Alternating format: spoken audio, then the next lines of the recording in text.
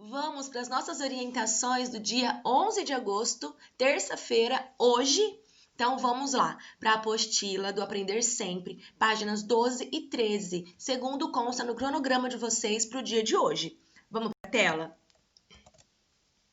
Atividade 7, eliminando repetições. Ontem, vocês já fizeram uma atividade para poder perceber o quanto fica cansativo ler um texto que repete várias vezes a mesma palavra. Então, para evitar essas repetições, nós preparamos uma outra atividade para vocês sobre isso. O que vocês vão fazer? Reescrever o texto, substituindo as palavras grifadas, ou seja, olha o texto aqui embaixo, ó, você sabia que aparece várias vezes a palavra baleia. As baleias, as baleias, as baleias. E aí, vocês têm um banco de palavras aqui, ó, para poder reescrever esse aqui sobre as baleias, reescrevê-lo de maneira a não repetir várias vezes a palavra baleia, como esse texto aqui repete. Então, vocês vão substituir as palavras que estão grifadas, ó, por uma dessas que estão aqui dentro do quadro, tá bom? Usando as palavras do banco de palavras. Então, ao invés de escrever as baleias aqui nessa segunda parte, qual a palavra que mais se encaixa aqui? Você lê o texto várias vezes, você pode descobrir, e aí você vai reescrever. E depois que terminar de reescrever, dá uma segunda lida, uma revisada no texto que você escreveu, para ver se ficou bem bacana o texto, bem coerente, sem repetição de muitas palavras. Combinado? Essa é muito simples, mas é bom demais para vocês aprenderem a escrever bons textos sem repetições de palavras. Já já eu volto com as atividades de matemática. E olha, é pouquinho essa de português, faça só essa, não precisa fazer mais, só que bem feitinha, bem caprichada. Combinado? Até já já, pessoal!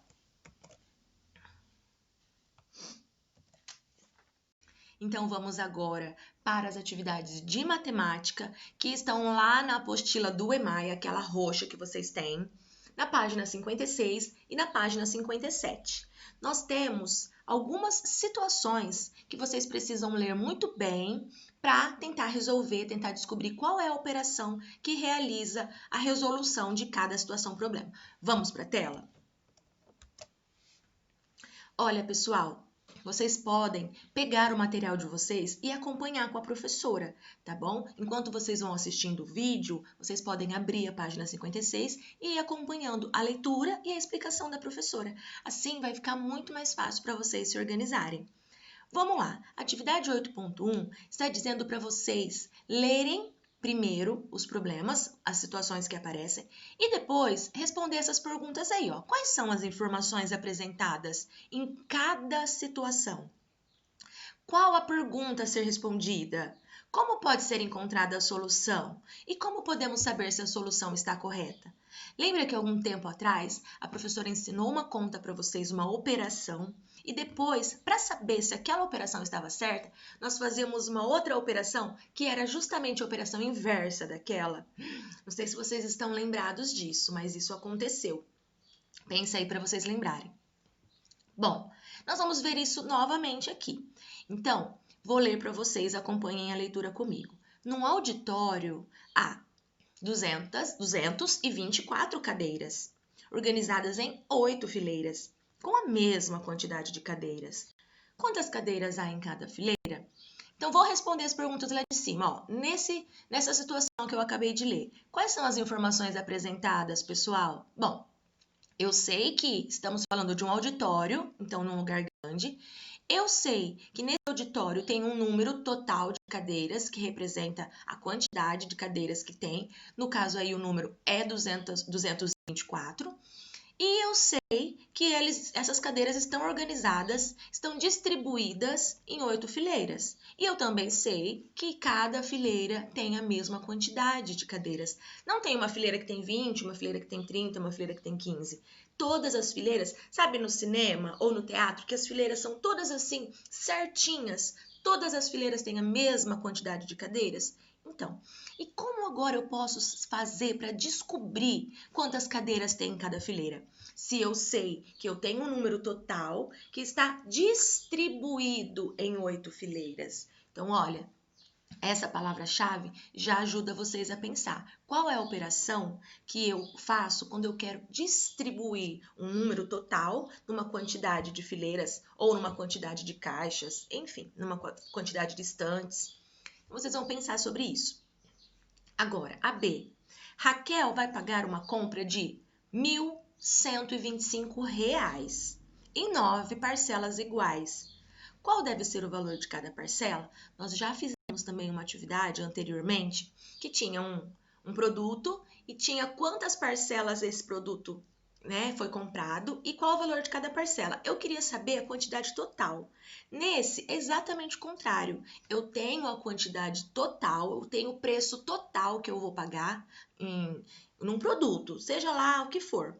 Eu sei que esse produto custa R$ 1.125. E eu, quando eu fui pagar, eu fiz uma prestação de 9 parcelas. Eu dividi esse valor total em 9 parcelas iguais. Quanto será que ficou, gente? Cada parcela? E aí vocês vão descobrir realizando uma operação também. Feito isso, vocês podem fazer a operação inversa para descobrir se está correta a operação de vocês. E depois, página 57, também nós temos mais 4 situações que vocês vão ler muito bem, responder as perguntas aqui, ó. Quais são as informações apresentadas? Em cada situação que vocês lerem, vocês voltem nessas perguntas aqui para responder. Quais são as informações que eu tenho sobre o problema? E como eu posso resolver? Né? Qual a pergunta que esse problema traz? Como eu posso encontrar essa solução? E como podemos saber se a solução está correta? Nesses 4 também. Então, olha, C. Júlia viajou levando 5 calças compridas e algumas blusas.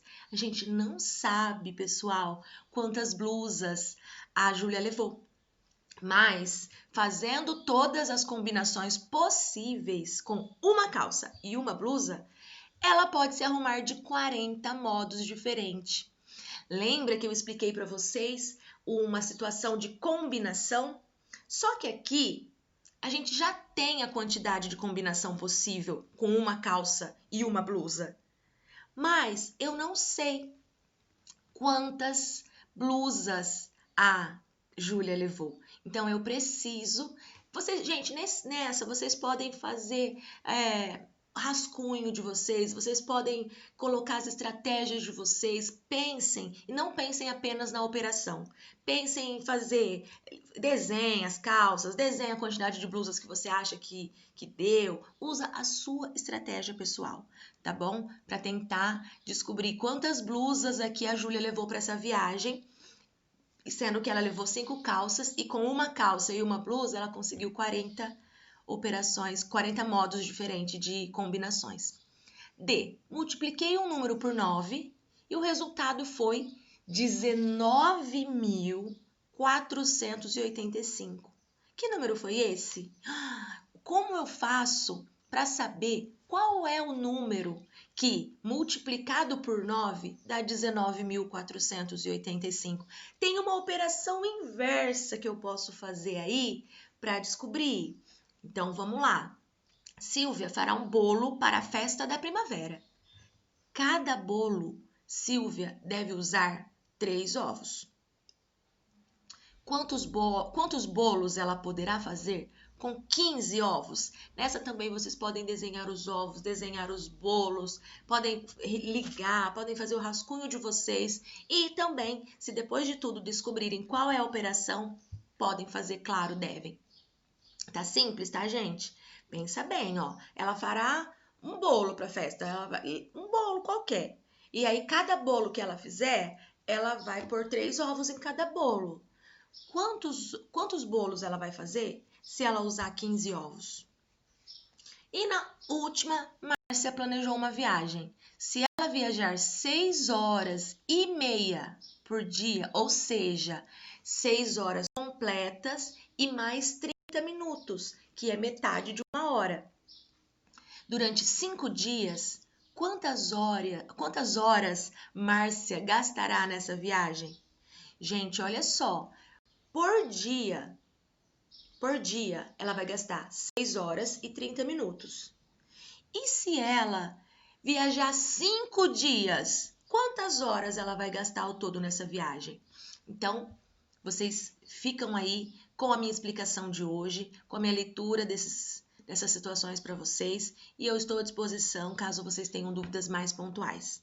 Terminando a 56 e a 57, terminou, pode brincar, pode jogar, pode assistir TV, pode fazer alguma coisa bem legal e aguardar as orientações de amanhã. Um beijão e até a nossa próxima orientação.